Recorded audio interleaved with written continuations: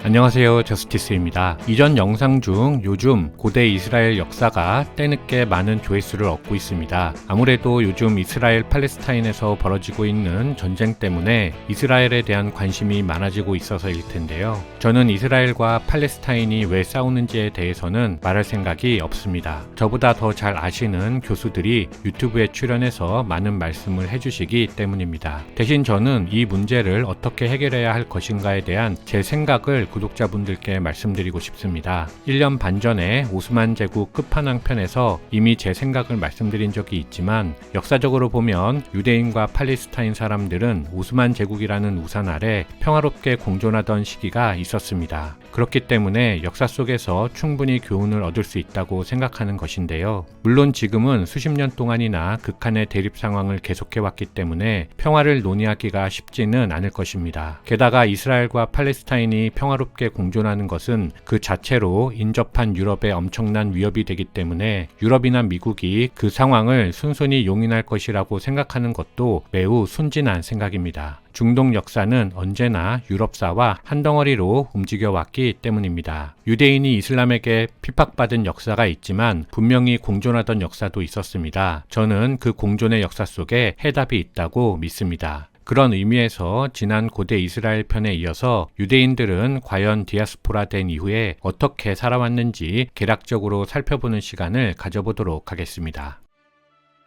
제1, 2차 유대로마 전쟁에서 패배한 유대인은 갈 곳을 잃어버리고 뿔뿔이 흩어졌습니다. 기원 후 1세기에 흩어진 유대인들을 대략 800만 명으로 추산합니다. 파르티아의 100만 명, 팔레스타인의 240만 명, 나머지 460만 명은 로마 제국 내에 흩어져서 살아갔다고 추정합니다. 그렇게 흩어져 살아가던 유대인들에게 또 다른 박해가 시작된 것은 313년 밀라노 칙령이 발표되면서부터였습니다. 밀라노에서 만난 동로마의 황제 콘스탄티누스와 서로마 황제 리키니우스가 혼인 동맹을 맺고 칙령을 발표하면서 기독교 탄압이 종료되었습니다. 대신 기독교 교회법이 국법으로 인정되면서 교회 성직자가 내린 결정은 국가가 그 효력을 인정하기로 했습니다. 따라서 교회는 곧 성역이 되었고 이것은 예수를 박해했던 유대인들에게 큰 불행이었습니다. 유대인과 기독교인 사이에 혼인이 금지되었고 유대인은 노예를 소유할 수 없게 되었으며 유대인의 예배당 파괴 등이 이어졌습니다. 시간이 흘러 기독교가 로마의 국교와 같은 지위를 획득하자 대부분의 로마 사람들은 기독교를 믿게 되었습니다. 그리고 그들은 왜 기독교를 믿었던 자신의 선조들이 핍박받아야만 했는지 적절한 설명을 들어야 했지요. 이때 또다시 예수를 죽게 만든 하늘의 죄인이자 기독교의 적인 유대인이 희생양으로 거론되었습니다. 이제 유대인은 로마에서 더 이상 농사도 지을 수 없게 되었고 군인이 되어 전쟁에 참가지도 못하게 되었습니다. 농사와 참전은 로마에서 시민만 가질 수 있었던 직업이었습니다. 즉 유대인은 더 이상 로마 시민이 아니라는 뜻이었습니다. 그렇기 때문에 유대인은 시민이 하지 않는 허드렛 일, 예를 들면 상업이나 대부업, 전당포업 등 당시에는 천박한 직업으로 여기던 일을 할 수밖에 없었습니다. 이렇게 볼 때 유대인의 교육 시스템 자체가 뛰어난 것도 있지만 로마 사회가 유대인을 금융과 상업에 특화하도록 유도하면서 부를 쌓게 만든 측면도 있다고 하겠습니다. 상업의 중요성을 잘 몰랐기 때문에 가능한 일이었죠. 어쨌든 로마는 계속해서 유대인을 희생양으로 삼았는데 그 결과 유대인들은 점차 로마 밖으로 떠나게 되었습니다. 상업을 떠받치고 있던 유대인이 떠났다는 것은 로마가 경제적으로 큰 타격을 받는다는 것이며 조금 러프하게 본다면 유대인의 로마 탈출은 서로마 붕괴와 괴를 같이 한다고도 볼 수 있겠습니다.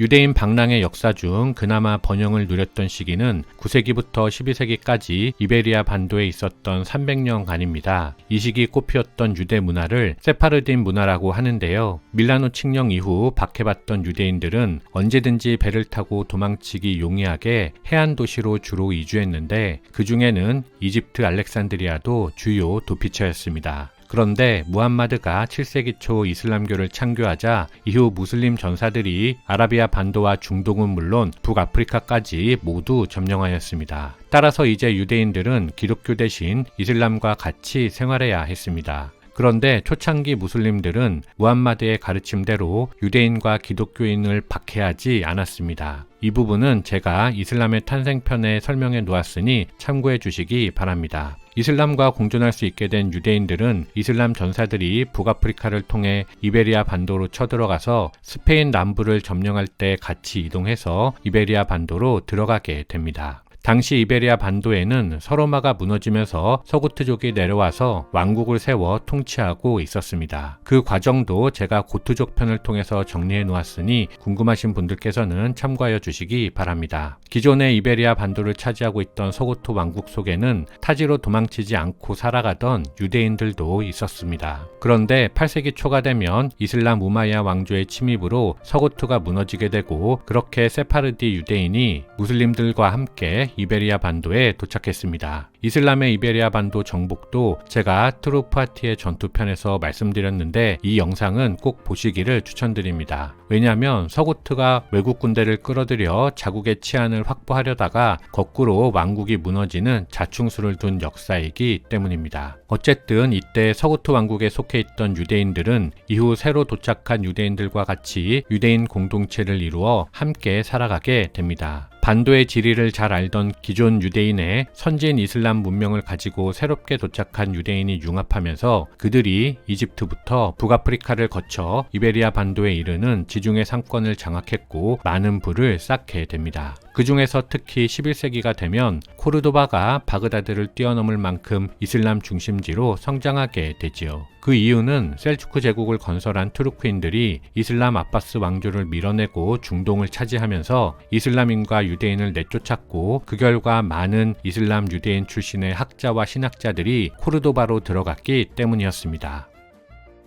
이베리아 반도에서 이슬람과 함께 비교적 자유를 누리며 공존하던 유대인들이 또다시 시련을 만나게 되는 것은 12세기부터입니다. 12세기 초에 북아프리카 모하이드 칼리파국에서 셀주크 제국, 즉 투르크인들에 대한 반감이 이슬람 근본주의로 발현되었기 때문이었습니다. 기독교는 물론 유대교까지 같이 탄압을 받게 되었는데 12세기 중반이 되면 이슬람 근본주의자들이 이베리아 반도까지 상륙해서 유대인에 대한 광적인 탄압을 가하였습니다.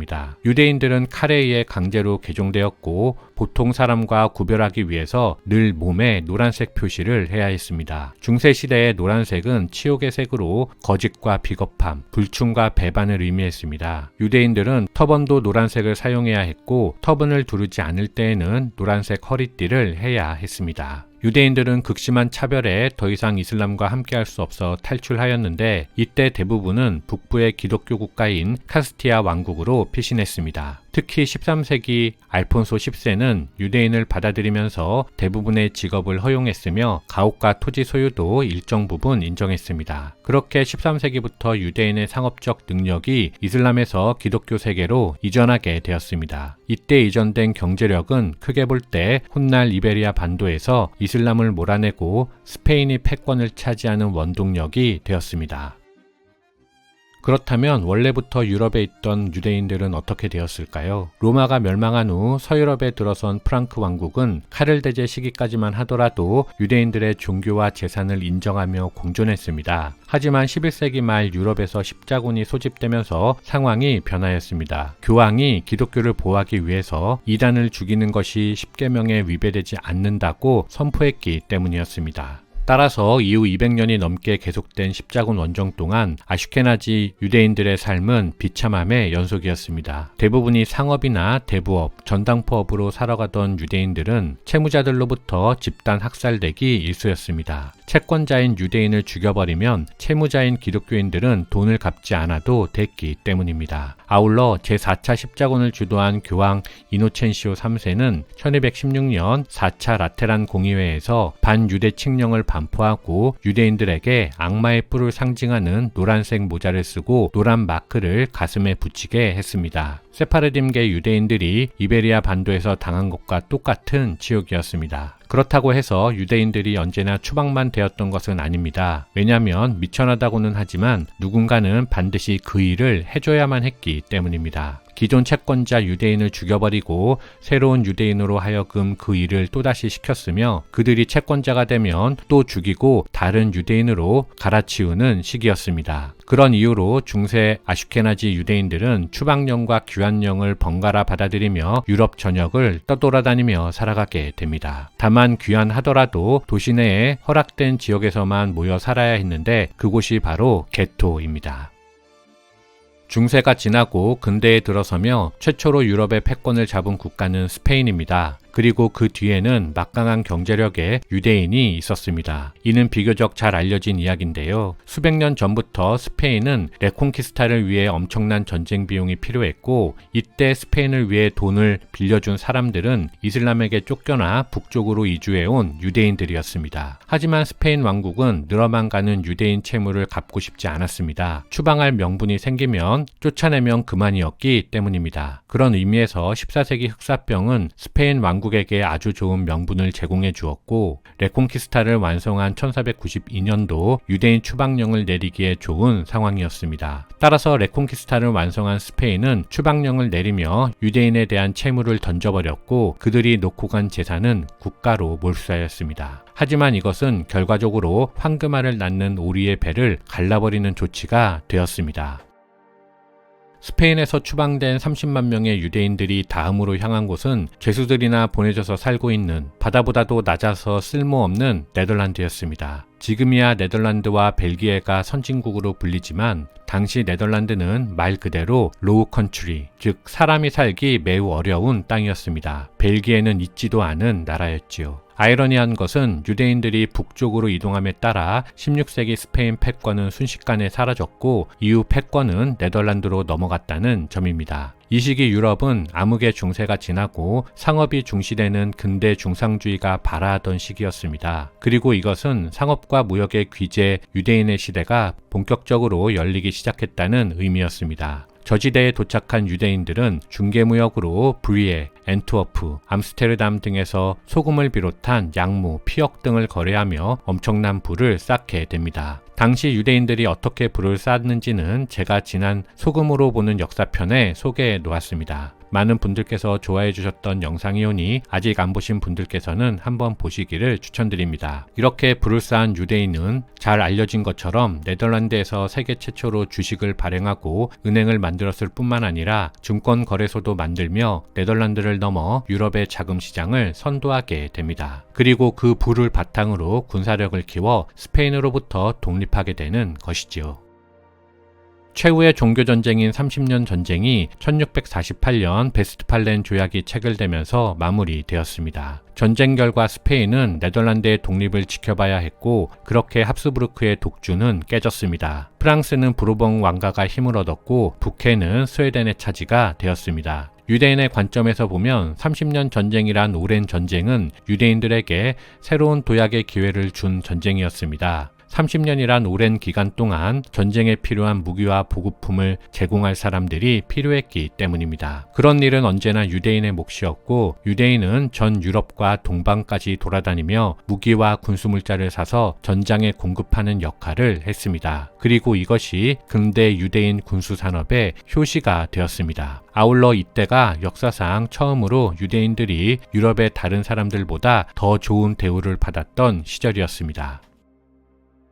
유대인이 네덜란드와 영국에서 주식시장을 만들어내고 동인도 회사를 통해 국가의 전폭적인 지원을 등에 업고 아시아로 진출했다는 것은 잘 알려진 사실입니다. 당시 무역 품목의 대부분은 후추와 정향, 육두구와 같은 향신료였는데 진출할 수 없었던 곳이 바로 중국이었습니다. 당시는 청나라가 들어선 지 얼마 되지 않았기 때문에 국내 정치적 이유로 해금 정책이 풀리지 않았던 시기였고 따라서 외국 선박이 청과 무역할 수 없는 시기였습니다. 그런데 이때 삼배구 고두레의 수치를 마다하지 않고 청나라와 무역로를 뚫은 것이 유대인들이 주도한 네덜란드 동인도 회사였습니다. 그리고 그들은 유럽과 일본의 은을 청나라에 가져다 팔면서 큰 환차익을 얻게 되지요. 이 부분은 조금 부연 설명이 필요한데 16에서 18세기 동안 국제통화화폐는 은이었습니다. 그런데 문제는 유럽과 중국은 금은의 교환 비율이 서로 다르다는 점이었습니다. 유럽은 수메르 문명 이후 전통적으로 금 1에 은 12.5 내외의 교환 비율을 가지고 있었습니다. 반면 중국은 1대 6이었죠. 즉 중국에서는 은의 가치가 유럽보다 2배나 더 높았던 셈이었습니다. 이 말은 유럽에서 비교적 값싼 은을 가져다가 중국에 팔면 2배의 환차익을 얻을 수 있다는 의미였습니다. 게다가 당시 일본에서도 은이 대량으로 발견되어 생산되었는데 일본의 은도 중국에 비해 가치가 훨씬 낮았기 때문에 유럽에서 가져온 은과 같은 효과를 낼 수 있었습니다. 따라서 네덜란드 동인도 회사가 17, 18세기에 아시아에 가져다 판 것은 90%가 은이었고 나머지 10%만 유럽산 물품이었습니다. 쉽게 말해 돈을 가져다 팔았던 것이지요. 그 결과 전 세계의 모든 은이 중국으로 빨려 들어가게 되었는데 이런 무역 불균형이 한 세기 후에 벌어지는 아편 전쟁의 근본 원인이 되었습니다. 유대인들이 네덜란드에서 영국으로 이주한 것은 크로멜이 청교도 혁명으로 왕정을 타파하고 공화정을 수립한 이유입니다. 혁명을 끝낸 크로멜이 항해법을 발표하면서 잉글랜드 무역은 잉글랜드 배로만 가능토록 했는데 해상무역에 종사하던 많은 유대인들이 이때 잉글랜드에 입국을 시도하게 됩니다. 그리고 잉글랜드 의회는 유대인을 받아들일 것인지 심도 깊게 토론하였는데 일부 국무위원들과 성직자들이 반대했지만 크로멜은 암스테르담의 성공을 보면서 유대인들을 받아들이기로 결정하였습니다. 이후 유대인을 위한 금융경제 특구가 마련되었고 17세기 중반 이후 유대인을 앞세운 잉글랜드 동인도 회사와 서인도 회사는 네덜란드를 무섭게 추격하였습니다. 유대인 입장에서는 네덜란드 시기부터 이미 해오던 일이었기 때문에 무대가 잉글랜드라고 해서 전혀 문제될 것이 없었습니다. 아울러 17세기 후반이 되면 왕립 아프리카 회사까지 생겨나며 잉글랜드, 아프리카, 서인도를 연결하는 노예 삼각 무역이 성공하면서 네덜란드를 능가하는 부를 쌓게 됩니다. 그리고 유대인은 왕실을 설득해서 영국에서 민간인 소유의 중앙은행을 설립하고 은행권을 통용시키는 데 성공하면서 영국 금융에 일대 혁명을 일으키게 되지요. 그것이 바로 영란은행입니다. 17세기 이후 동인도 회사가 들여온 인도산 면직물은 유럽인들에게 필수품이었습니다. 커튼이나 침대 시트, 여성의 드레스 등 수요가 풍부했기 때문인데요. 값싼 인도산 면직물이 너무 많이 수입되자 잉글랜드 정부는 자국의 모직물 산업을 보호하기 위해서 수입 제한 조치를 가했습니다. 하지만 그 조치가 폭발적인 수요를 막을 수는 없었습니다. 따라서 잉글랜드는 인도산 캘리코에 맞설 면직물을 직접 개발하려는 시도를 하게 됩니다. 인도산 원면을 들어오면 가장 좋았겠지만 인도는 면직물로 만들어 팔면 이익이 훨씬 컸기 때문에 원면을 팔 이유가 전혀 없었지요. 영국은 카리브나 브라질, 레반트 등에서 원면을 수입해서 영국산 면직물을 만들어 보았지만 그것은 수요에 턱없이 부족했습니다. 그런데 1757년 인도에서 플라시 전투가 벌어졌고 이 전투에서 영국 동인도 회사가 승리하면서 인도산 원면의 주 생산지인 벵골 지방을 영국이 장악하게 되었습니다. 이후 영국은 인도로부터 조세 징수권을 빼앗아 여러 세금을 부과시키며 인도의 원면을 수탈하게 되지요. 그 원면이 영국으로 흘러들어갔는데 이때부터 영국의 면직물 산업은 풍부한 수요와 맞물려 폭발적인 성장을 하게 됩니다. 그리고 조금이라도 더 값싸고 질 좋은 면직물을 만들어내기 위한 경쟁은 결국 산업혁명이 일어나는 원동력이 되지요. 유대인들은 그 과정에서 산업혁명에 자본을 대고 만들어진 수출품을 유통시키는 역할을 했는데 그들이 인도에서 무역의 거점으로 이용한 곳이 바로 봄베이입니다. 지난 사순가분을 소개할 때 데이비드 사순이 가세를 일으켰던 바로 그 봄베이이지요. 이렇게 해서 제2차 유대로마 전쟁으로부터 19세기 아편전쟁 전까지 유대인 디아스포라 역사를 간추려서 살펴보았습니다. 19세기 이후부터는 유럽에서는 로스차일드, 아시아에서는 사순, 미국에서는 JP 모건이나 록펠러 등 본격적인 국제 유대자본이 태동되며 세계 곳곳에서 유대자본이 본격적인 위력을 발휘하게 됩니다. 그 가문들은 제가 기존 영상을 통해서 모두 설명해 놓았으니 해당 영상을 참고하여 주시기 바랍니다. 마치기 전에 한 가지 언급하고자 하는 것은 유대인들이 언제나 핍박만 받았다고 생각하는 것은 오산이라는 말입니다. 그들이 물론 유럽인들이나 아랍인들로부터 수천 년 동안 박해받은 것은 사실이지만 역사가 흘러오면서 그들도 중국이나 인도, 아프리카 등지에서 악행을 저질러온 역사가 분명히 존재합니다. 단적인 예로 지난 시간에 말씀드렸던 말씀드린 사순 가문과 그에 딸린 수많은 유대인들은 중국인을 아편 중독자로 만들었지만 그 어떤 죄의식도 없었으니까요. 이상 마치겠습니다. 감사합니다.